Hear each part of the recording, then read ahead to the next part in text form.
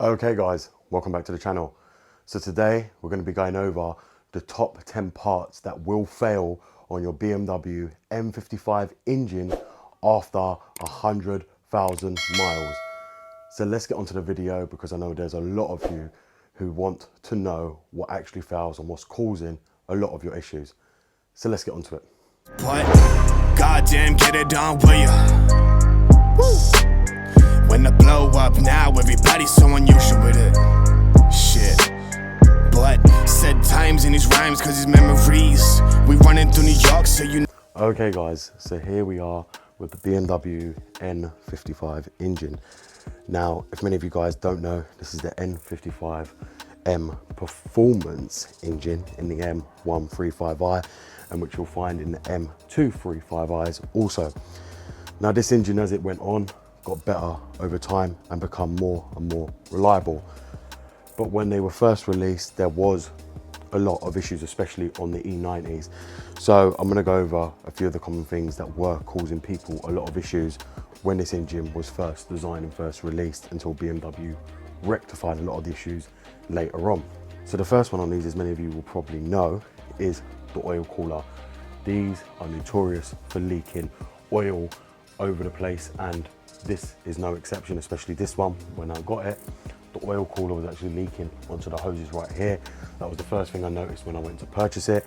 I went and bought the gaskets immediately from BMW and replaced it. Literally took me less than 15 minutes to replace. Now on the M55, it's very different to the M52. You have the oil cooler lines which are running here, and you use a T30 bolt to release it and move them out the way to be able to release the oil cooler. Now there is an upgraded one from MSL Performance, which I believe runs at less heat and opens and closes and makes it much cooler to stop it actually leaking, because it is a notorious problem on the M55 engines. Many people know that already and are aware of that. So that's something to make sure you check all on your hoses, because if it does leak and it starts leaking from the bottom, you'll end up with it leaking onto your belt on the engine side, which can derail your belts. Not only derail your belts, which will also suck it up inside the sump and destroy probably the engine as well at the same time. Now the next part isn't really a failure part, but it's best to actually replace it, is this cap right up here. Now this cap, obviously over time of being removed, does get destroyed and chewed up, as many of you would have seen on my M2 video. This one is no exception. It's the same cap, it used the same oil filter as the BMW N52 engine. A lot of the N-series engines use the same parts, and this one is exactly the same. Now, the best thing you can actually do is upgrade this to a billet one. I think they're around £100, which has got a screw on it to unloosen it, to save you having to damage this oil filter cap. Not only that, a lot of people, especially if you take your car to a garage, will notice that the Vanos filter inside is always missing because garages throw it away. So these cars have a Vanos filter inside, the oil filter cap also, which do break off, and a lot of people just pull them out of the oil filter and just throw them in a bin and don't even realize it's there. And then you end up with a lot of Vanos codes because the Vanos system is not running correctly, because that filter is no longer inside. Now the metal ones are much easier to remove, and you don't end up damaging them because of the reason that you can upgrade them to the billet ones. So that's going to be an upgrade we are going to be doing on this. I'm going to be upgrading that to a billet one when I change the oil. So we're going to upgrade the oil filter cap and the oil cooler just to make this engine run safely and reliably throughout its lifetime. Obviously there's a lot of upgrades I want to do to this, so that's going to be the first thing I'm going to be doing. Now the next one is just down here, and it will be all your belts and your tensioner. Now on these engines, if you can see right down here, the tensioner on them points down and pushes the belt downwards to hold the belt. Now these are notorious for going out because they use an aluminium bolt to hold on the tensioner. Now bearing in mind all this has just been replaced by the previous owner, so it's something I don't have to worry about. But they do and are known to give up and let loose and cause your belt to actually come off, and this is notorious on the M52, N53, M54 and M55. This is something you need to be checking and need to get replaced, because it's a common issue. It's not so much the idler pulleys, it is usually the tensioner that does let go and causes all your issues. It's right faced right down there, you'll probably see it just through here, and that part like I say, does give up and will cause catastrophic failure if it does give up, because you'll have no power to your aux belt, your air conditioning or nothing, because it will let go of the belt. So it is something I do recommend to get changed, especially if you've had a bad oil cooler leak. That will faces straight underneath there and will cause the tensioner to fail, because it'll be covered in oil and it will just end up letting go. Now the next one on these, which a lot of people are already aware of, is the charge pipe, which is right here that goes to the intercooler. These like to crack, very notorious for cracking. And if many of you guys don't know, a lot of people do upgrade them charge pipe. They are a bit fiddly to get to. Bear in mind this is a 1 series, so if you picture this engine inside an E87, you'll understand exactly where I'm coming from. It's not easy to replace on these. On the 3 series and 5 series, it's a lot easier than it's going to be on this, because there's little room in here. But we're going to have to upgrade it because it is notorious for cracking. And obviously I don't want that to end up happening, causing a boost leak or running low on boost because it's actually cracked. So we are going to be upgrading that to a more better design one. I believe they're only around £90 to actually replace them to a silicone one. So I'm probably just going to replace the whole lot and get it out and upgrade it completely at a later point. But that is notorious for cracking, and many people are already aware of that. It is a common problem. You will end up with boost leaks galore. You end up also hearing the turbo air coming through it as well if it actually ruptures and cracks. So be aware of that. If that ends up happening, that will be the majority of your problem, especially if you've got codes right now and you don't know how to locate them. Usually it will be this boost pipe is cracked, especially if you've had it remapped, and that's what's causing your boost leaks. So just upgrade the part. Now the next one on the N55 engine is the valve cover gasket. Now, bearing in mind this has just been replaced because it started leaking at 106,000 miles, which is notorious, and everybody knows BMWs are designed to start leaking around 100k from all their gaskets. This one was no exception. I actually, when I went to buy the car, I said to the guy to let me see the receipts, and straight away I saw it had the valve cover gasket change because it was diagnosed as leaking. That saved me a job alone having to do that, but obviously if I got it and it was leaking, it would have been a job I would have took on and done. Thankfully that has been replaced, so I don't actually have to do that. But this one was leaking, and they are notorious for leaks, especially around here, because as you see the engine sits flat, so it will leak onto here. It is worth cleaning up all the oil residue when it's been leaking once you took the gasket off and replace it, because you don't obviously want any other issues coming after, or oil burning smell after, so it's best to actually clear it all up. You'll also probably notice as well that your CCV up here is blocked, and it's also got a cap up here which shuts it off to stop any vacuum. These go bad as well on the crankcase, and many of you know from N54, N53, they don't use a CCV, they put these up here. This valve cover is used on a lot of cars, and even on the N54, and it's the same exact design. It's a common issue. These end up going bad and they rupture, and then you have to change the whole valve cover itself. As I said, this one's been changed, so the CCV would have been changed at the same time, so that's got me out of actually redoing any of that, at least for now. So the next one, which is a common problem on these, is the ignition coils. They are the same as the N52. Ignition coils, exactly the same, use the exact same plug output as well. And you've also got the spark plugs underneath. Now, what a lot of people do is they remap these cars, which is all fine on the N55. You know, it's designed for a performance engine, as you got to see it as. They actually designed the S55 based off the N55, but they don't upgrade to the colder spark plugs. And then what ends up happening is they end up getting a lot of misfires, and where the fuel and air mixture ain't being burnt off because the spark plugs are running too hot. If you do end up remapping this engine, be sure to actually upgrade your spark plugs to a colder spark plug, and to make sure you do that, otherwise you will end up in a lot of issues from not upgrading them. Now, if you've upgraded them and you're still getting misfires, it could be one of your ignition coils on the way out. The best thing to do is to check the live data on the car to find out if one of your ignition coils are on the way out. It's the most simplest and easiest way to diagnose it. Another way is to kick your foot all the way down on the accelerator, and you'll feel a stumble from one of the ignition coils or the spark plugs on the way out. But as I said, if you have remapped it, make sure to change to a colder spark plug, because it will help aid the burning of the fuel and air mixture on these engines, because these engines will run hotter after a remap Therefore, the spark plugs that they use on this engine from factory are not equipped enough to actually burn the air and fuel mixture on its own.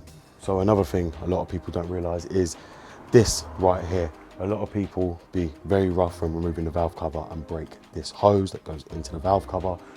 If many of you guys don't know, BMW used to have the vacuum pump on the side of the engine here, and it used to be driven by the crankshafts.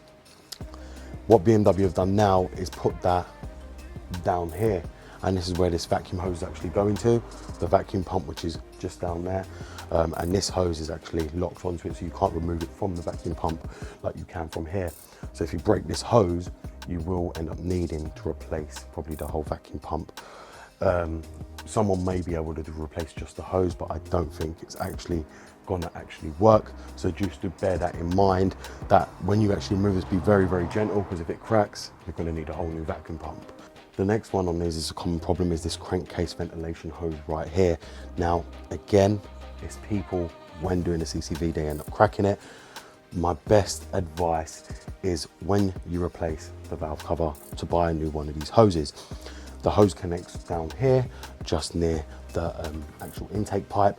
So just be sure that if you do replace your valve cover, it's going to be easy to actually replace this as well. So just buy this and replace it. So it saves you, if you do have to crack it to get it off, because they do become stiff and brittle over time, you'll be able to just replace it with the new one and not have to worry, because the clips are actually attached to the valve cover also. So when you replace the valve cover, you'll get new locking clips anyway, so it won't actually matter. I do recommend replacing that when doing the valve cover at the same time, just to be on the safe side, because it does, from the heat, become brittle here, can crack, and then it will cause you a lot of codes, i.e. crankcase ventilation.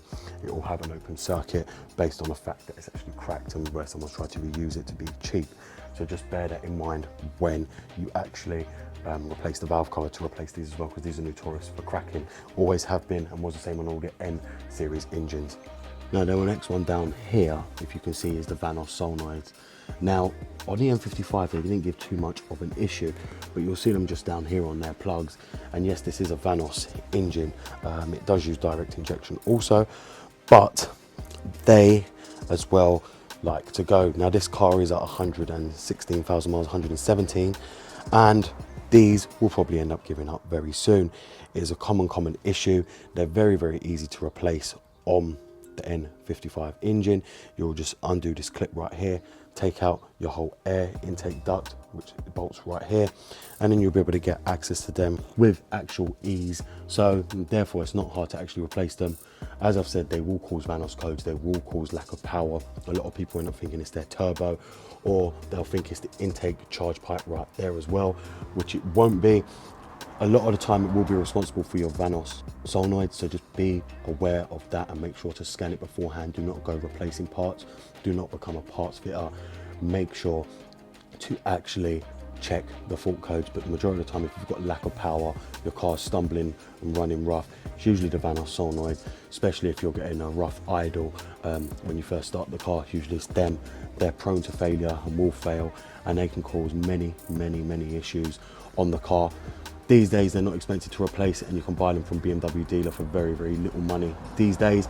Just bear that in mind, that to check your codes beforehand to make sure it is them, but they are known common problem on these engines. Now the next one, I don't know if you guys can see there, is the thermostat. Now the water pump is just directly underneath that. These go into the radiator hoses here, and obviously the coolant reservoir hose as well. And then they've got another one that goes direct to the water pump, which you'll see the other hose right there that goes onto the water pump. Now these are notorious for failing. Now that thermostat is actually very easy to access, but the water pump is not as easy to access. That's literally at the bottom of the engine. Now the water pumps on these, as well as the thermostats, especially in high heat and high climate countries, like to crack. The water pumps on these are plastic. The impeller isn't, but the actual outside is, and they crack and they start leaking, which causes your car to overheat. They are a very common problem on the N55 and also on the N54 engine. BMW changed over from the aluminium design water pumps, the Pierberg ones, to these, I believe these Siemens ones, which are the plastic casing outside, and they A lot of the time they can be reliable, but the majority of the time they do fail, and it is something I do recommend to actually replace. I am going to be replacing on this just to be on the safe side. I don't feel as comfortable as I did on my N52 without actually replacing that. It's a common problem, and it is advised to actually check it. You'll know if you've got a leak because you'll start seeing coolant drips on the floor. The under trays on these ain't that great, so therefore it will leak onto the under tray and onto the floor. If you see coolant leaks, just make sure to replace your water pump immediately and to replace your thermostat, because obviously this is a turbocharged engine. You'll be putting a lot of heat onto it, which then the water pump has to work a lot harder to help cool the engine. And especially if you've got it remapped, you're putting extra stress on the engine, extra load, which therefore means temperatures are going to be higher underneath the hood, which means the thermostat and water pump are going to have to work harder as well. So the thermostat's located there and the water pump's located just directly underneath that.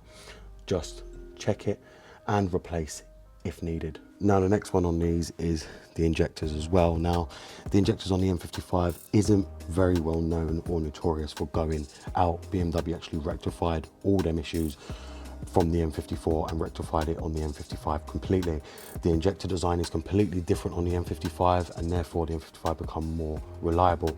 But there is a few people, especially on the E90, that do end up with issues, and majority of them issues are because of using either low grade fuel or just running the car low on fuel. You've got to remember this is a high pressure fuel pump, and they're not designed to run on the reserve tank because they end up sucking in a lot of air into the fuel tank, which are bad for the injectors.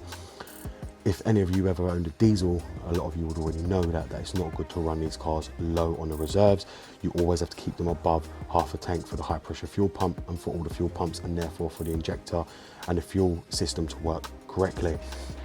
Now these, like I say, on this year ain't notorious for going out, but if they do go out on your car, especially on the E90, you end up with rough running codes, misfires, your car not running right, a cylinder being shut down. If you scan it, you'll see one of the cylinders being shut down, and that's usually based on one of the injectors.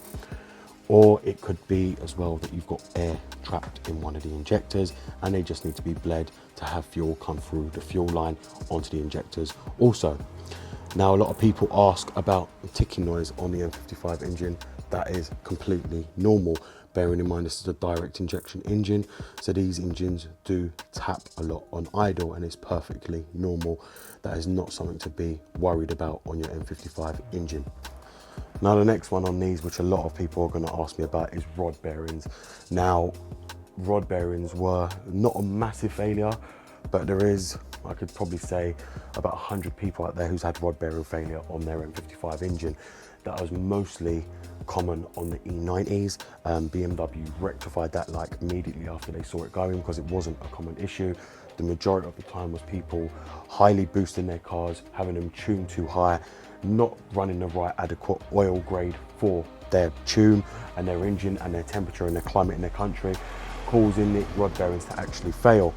Now, I have not known it to happen on the M135Is, and if you use the right grade oil, let the car warm up properly, just like the S85, the M5, before you drive it hard, because you've got to remember this is a turbocharged engine. Yes, it has a forged crankshaft, but does not mean you have to boost it from cold. You should never ever be doing that on a turbocharged car.